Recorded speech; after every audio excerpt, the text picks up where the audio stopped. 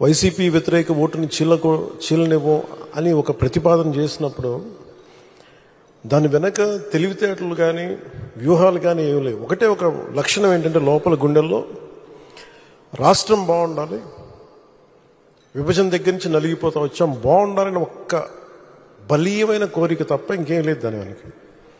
కానీ అది సాధించడానికి ఎన్ని అవరోధాలు ఎదుర్కొన్నాం, అసలు జరుగుద్దా లేదా, ఒప్పించగలమా లేదా, ఎన్ని పడి పడి పడి కింద పడి మీద పడి ఈ రోజున ఇక్కడ గెలిచిన గౌరవ సభ్యులందరూ ఎంపీలు కానీ ఎమ్మెల్యేలు కానీ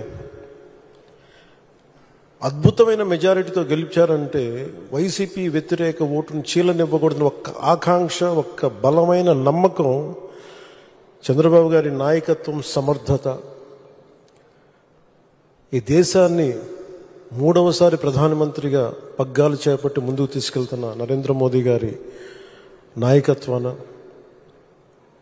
పురంధేశ్వరి ఆయన దిశానిర్దేశంతో, పురంధేశ్వరి గారి నాయకత్వంతో తెలుగుదేశం నాయకులని చాలాసార్లు చెప్పాను, వాళ్ళందరి సమిష్టి కృషితోటి ఒక అద్భుతమైన విజయాన్ని సాధించాం. నాకు చాలాసార్లు అనిపించేది, ప్రతిసారి ఏం చెప్పాను, రోడ్ల మీదకి వెళ్తున్నప్పుడు మీరు గెలవరండి, ఇప్పుడున్న వైసీపీ గెలుస్తుంది, మీరు గెలవరు. ప్రతిరోజు బయట వాళ్ళు ఎవరు చెప్పేవాళ్ళు, మనతో పాటు పక్కన ఉండేవాళ్ళు చెప్పేవాళ్ళు ఈ మాట.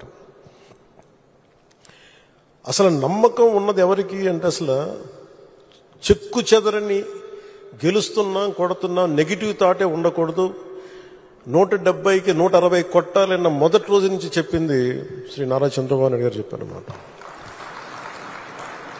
మనం అనుకుంటున్నాం, చేస్తున్నాం, చాలా జాగ్రత్తగా ఉంటారు, వ్యూహాలు ఉంటాయి, అన్నీ ఉంటాయి. కానీ ఎక్కడా కూడా ఆయన దగ్గర నుంచి నేను నేర్చుకుంది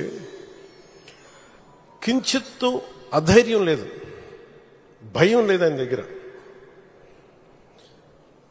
అంటే ఆయనకున్న అపారమైన అనుభవం నేను ప్రత్యక్షంగా చూశాను, జాతీయ స్థాయిలో చూశాను, ఆయన రాజమండ్రిలో ఉన్నప్పుడు చూశాను. అసలు ఈయనకి నేను ఒకటే అనుకున్నాను లోపల కొంచెం, అంటే ఈయనకి ఏమి జరిగినా అసలు భయం అనేది ఏ క్వశ్చన్ లేదు ఈయనకి. అంటే ధైర్యం తప్ప. నాకు చాలా చాలా ఆనందం వేసింది, అంటే ఒక వ్యక్తి ఎన్ని ఒడిదుడుకులు ఎదుర్కొన్నా, నిస్సత్తువతో అయిపోయినా, కుటుంబ సభ్యుల్ని కించపరిచినా, ఎన్ని రకాలుగా ఎన్ని అవమానాలకు గురి చేసినా, క్యాబినెట్లో తీసుకున్న నిర్ణయాలకి ఆయన్ని బలి చేసి ఆయన లోపల పెట్టి ఎవరో అధికారులు చేసిన దానిపైన చెలవులు పలువులు కల్పించి ఆయన్ని పెట్టి ఆయన ఇబ్బంది పెడితే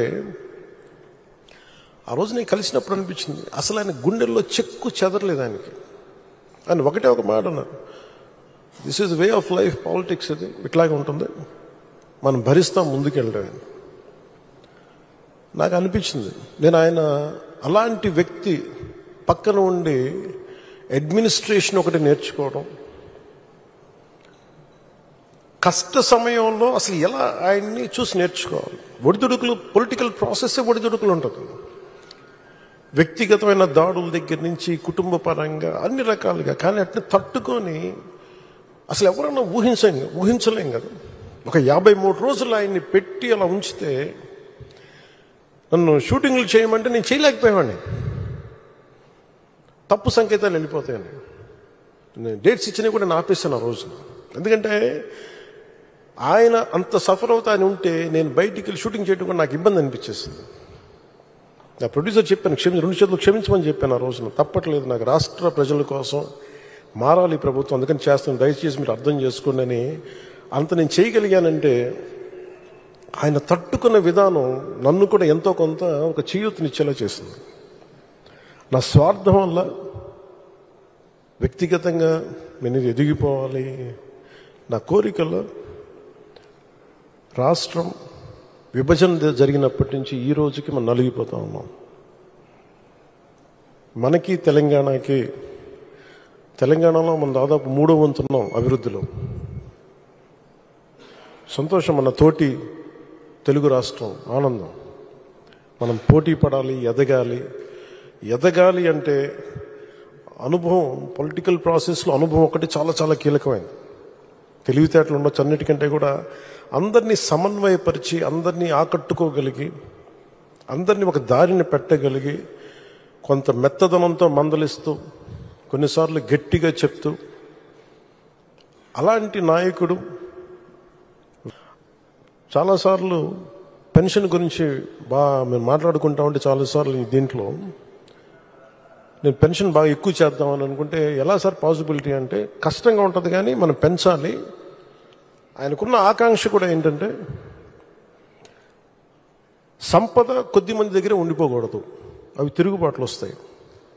ఈ రోజున ఆయన నాయకత్వంలో ఈరోజు పొద్దున్న క్యాబినెట్ మీటింగ్లో మాట్లాడుకున్నప్పుడు కూడా ఎంటర్ప్రెన్యూర్షిప్కి ఒక 100 కోట్లు మూలధనం ఒక కార్పొరేషన్లో పెడితే, మన చిన్నపాటి పరిశ్రమలకి, ఔత్సాహికులకి, పారిశ్రామికవేత్తలకి అండగా ఉండటానికి ఒక 100 కోట్లు మూలధనం పెడితే దాన్ని 5,000 కోట్ల వరకు తీసుకురావచ్చు.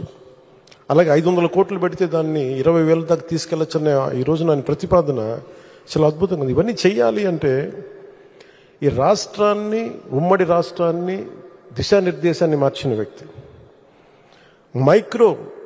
మన ఈ